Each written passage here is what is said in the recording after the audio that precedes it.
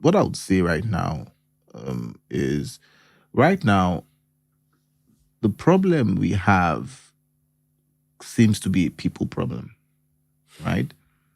And in the last couple of weeks, I've heard so many stories, the wars and things like that. And I always ask myself, these people that are in power, who clearly also have access to social media and know that people are suffering, they go around, are they just wicked people?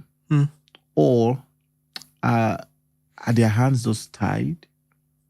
So I'm curious to know, what is the SPPG going to do about telling people and helping people that, look, it's not just every 4 years, that there's an election cycle. Because before I finished the SPPG this year, it was when I had began to have those conversations with people and we were planning, in our small communities, and I started looking at the local government. It was through the SPPG that I really knew even much more about the local government. Yeah. Then, of course, my capstone project was focused on the local government. So the first thing I realized is that I didn't even know much about the local government that I've been. I've been in Ifako local government for almost 20 years. I didn't know much of the run-ins. We just know the state and the people in the House Assembly and then the national. So what is the SPPG going to do for people understanding what you have just said now and then normalizing it? Okay, so I think, permit me to take it away from, let me start from fixed politics, the fixed politics movement, because I think I'm able to give a more holistic response from that angle. Fixed politics, we have what we call the triangular pillars of democracy. And that is what the fixed politics is hinged on. There are three subgroups, if I may say that, of the fixed politics, addressing a specific area of need that is required to fix politics and fix governance in our country. And why we call it triangular pillars of democracy is because we believe that without any, you need all three. You need to attend adequately to all three to be able to get the outcome you want. You can't do without, you cannot achieve the result with any one missing. And what is it?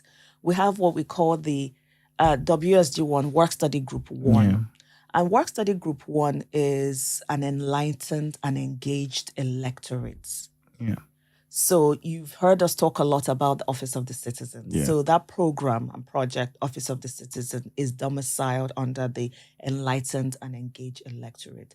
Their work Study Group 1, is really to engage the common man, the everyday person, because take the message out there to them, sensitization, voter sensitization, giving them all the information that they need to know to be an informed and engaged, because you can't be engaged when you're not informed. You've just cited your own experience that through this, you're starting to understand your local government that you didn't. So you were not engaged at the local government level until you started to get into this information. So that's important, citizens' engagement. And you remember Sarah Maka's class that she taught on Office of the Citizen and just the power of citizenship, that just helping you to understand that the highest office in any nation is the Office of the Citizen, because you don't get voted into office. You are, when you have citizenship, is conferred on you by birth or by whatever means. You have rights. You have rights, and it comes with responsibilities. So then we have Work Study Group 2, which is emerging a value-based political class, which is where the SPPG program comes in. And our focus really is to, as the name again says, emerge people who will lead us, that have the right values for shared prosperity. Not subjugating public good for personal or parochial needs, but it's public good for a reason. It is for the whole. Everybody, no sector, no segment, no entity or no group of people within the whole should ever feel like they are not catered for, they are not looked out, they're not represented, they are not heard, or their needs are not met. Yeah. And it is good leadership that ensures that happens. That's what the SPPG is about. Then the third, and finally, also give us options of leaders. We often complain that every election year, who am I going to vote for? It's the same people that were there 50 years ago, the same people. So, okay, one of the things we want to do is expand the pool, give you options of people who have been groomed and trained. And we often say this, like, I mean, you have your cleaner. I'll start from something as basic as your cleaner.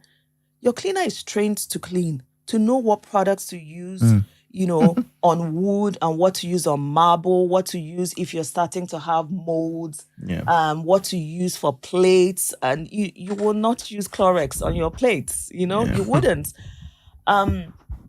So a cleaner does that. A hairdresser learns. They get trained. Makeup artists, they get trained. Learn how to and then use the somebody who's going to lead the economy, determine economic growth, determine whether you will have lights in your house, determine if small businesses, the Yarisi that is cooking her rice and stew or something like that, determine, how she's going to, or even the price of goods in the market. And the person doesn't have work. And that person doesn't understand some fundamentals. It doesn't make sense. Yeah. It doesn't make sense because you wouldn't do that to yourself. You wouldn't have that person. You wouldn't hire that person to lead your organization. You wouldn't even hire them to be a team lead. If they're even your... It reminds me of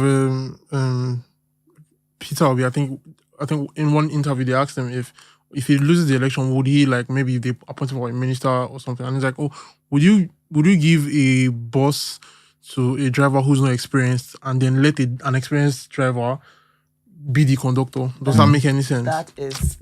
So that is what the SPPG is about, the value-based work study group. Then work study group 3, just as important as all of it, it's about institutions. Yeah. And every Nigerian right now, INEC is at the tip of their tongue. INEC is one such institution that people need to look into and hold accountable. So if you fix the people, the electorate, and they are engaged, they're informed, they know what's going on, and they're there. Then you produce a new crop of leaders, and people have options. You have value-based leaders. There are also the systems and the institutions, that hold people accountable, that, respond to these needs. You have the legislative arm of government. That's an institution. How are they run? Who runs it? What are their policies? We often, you remember in I don't know if it was your year or the year before, that we had such a heated debate about the current constitution. And is this fit for purpose for the Nigeria of today? And people were arguing all kinds of ways.